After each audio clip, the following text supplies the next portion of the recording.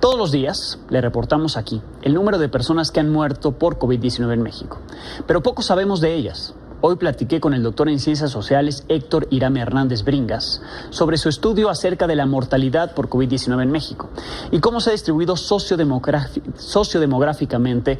Ellos revisaron certificados de defunción. Esto me dijo al respecto. ¿Cómo hicieron este análisis y los principales hallazgos, por favor? Sí, fíjate, agradezco mucho el espacio y es un gusto estar contigo. Mira, nos planteamos la pregunta de que, además de conocer las cifras que cotidianamente se nos ofrecen sobre número de funciones, número de contagios, era muy importante también conocer qué grupos sociales están siendo principalmente afectados. Para eso recurrimos al análisis, pues quizá de la única fuente de información que por el momento nos puede dar luz al respecto, que es la base de datos de los certificados de defunción. Como tú sabes, los certificados de defunción son un documento oficial que emite un médico al momento que una persona fallece y sirve a los efectos de dar fe y de dar constancia de que una persona ha fallecido por las implicaciones legales que ello tiene. Y además, pues ahí se anotan la causa o causas de la defunción y otros datos que nos resultan relevantes para el propósito de ir delimitando los grupos que son principalmente afectados. Destacadamente tenemos información de carácter demográfico, como la edad, el sexo de la persona que falleció, su ubicación geográfica, en qué entidad de la República, en qué municipio, y también otra de carácter socioeconómico, como lo es el nivel de escolaridad de la persona al momento de fallecer, la ocupación que desempeñaba esta persona, y un dato también muy importante es dónde ocurrió la defunción, sea en un hospital público, sea en un hospital privado, o bien en un lugar distinto a un hospital, ¿no? Que también hay casos que se han dado en este sentido. Básicamente eso es lo que hicimos, ¿sí? En eso le preguntaría más o menos qué porcentaje se dio fuera de un hospital, porque tal vez esos casos no los conocemos.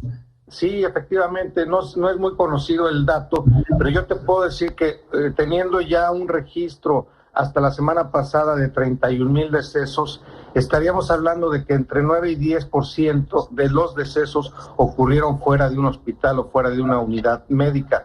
Esto es un dato muy relevante. Entonces, ¿dónde ocurrieron estas muertes? Ocurrieron sobre todo en el domicilio particular de las personas. Estamos hablando de que 2,000 personas fallecieron en su domicilio.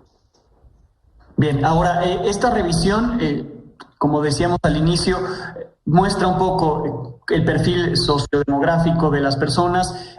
Por ejemplo, se hablaba de la escolaridad. 7 de cada 10 entonces tenían una escolaridad muy baja, ¿es así?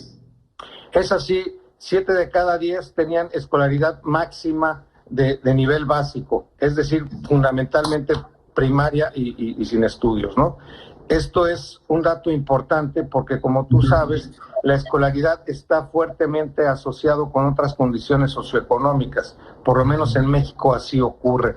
Baja escolaridad implica empleos precarios, bajos ingresos, vivienda precaria y sobre todo y especialmente limitaciones en el acceso a los servicios, particularmente de salud. Claro, muchas interpretaciones que se podrán dar a partir de estos datos que ustedes ya analizan, por supuesto. Por ejemplo, qué tipo de sectores pudieran estar este tipo de personas, ¿no? Este perfil que se identifica muy bien con poca escolaridad, como usted dice, en bajos ingresos económicos, tal vez que tuvieron que salir a trabajar en medio de la pandemia o que tal vez no comprendían de alguna u otra manera la importancia de guardarse o no podían guardarse, ¿no? Así es, efectivamente. Fíjate que otro dato que ilustra esta situación que tú estás señalando es la ocupación que desempeñaban las personas. Casi un tercio del total de defunciones corresponden a personas que estaban desocupadas, sea porque no tenían empleo a pesar de buscarlo, o porque eran pensionados, jubilados, o desempeñaban actividades no remuneradas, como son las amas de casa o los estudiantes, ¿no? Y lo cierto es que en un país como México, el estar desocupado no implica que las personas se queden en su casa. Un desocupado o un subempleado sale a la calle a buscar trabajo y a buscar los medios para la subsistencia. Y esto es lo que desgraciadamente no pudimos entender en este proceso de aislamiento social, que la gente sale por necesidad. Sí, hablaba también de quienes pudieron morir en un hospital privado y un hospital público. Ahí también hemos visto, por supuesto, hemos analizado con la base de datos de la propia Secretaría de Salud, pues el porcentaje de sobrevivencia que hay en un hospital privado a uno público, la atención que se da. No generalizamos, pero ¿qué encontraron ustedes? Mira, básicamente el grueso de las defunciones en nuestro país, de las defunciones por COVID, se dan en hospitales públicos. Estamos hablando del 85% aproximadamente del total de muertes se han dado en hospitales públicos. En hospitales privados se ha dado solamente el 3% de las defunciones. Esto tiene que ver, pues, evidentemente con las características de las poblaciones que van a uno u otro lugar y tal vez con la calidad en la atención, ¿no? Ahora bien, sí, también hablar de hospitales públicos, pues hay de hospitales a hospitales públicos, ¿no? Mira, la mayoría de las defunciones han ocurrido en hospitales públicos de la Secretaría de Salud o de las Secretarías de Salud federal o estatales. Estos hospitales de las Secretarías de Salud están destinados a atender a población abierta. ¿Qué quiere decir esto? Población que no tiene seguridad social.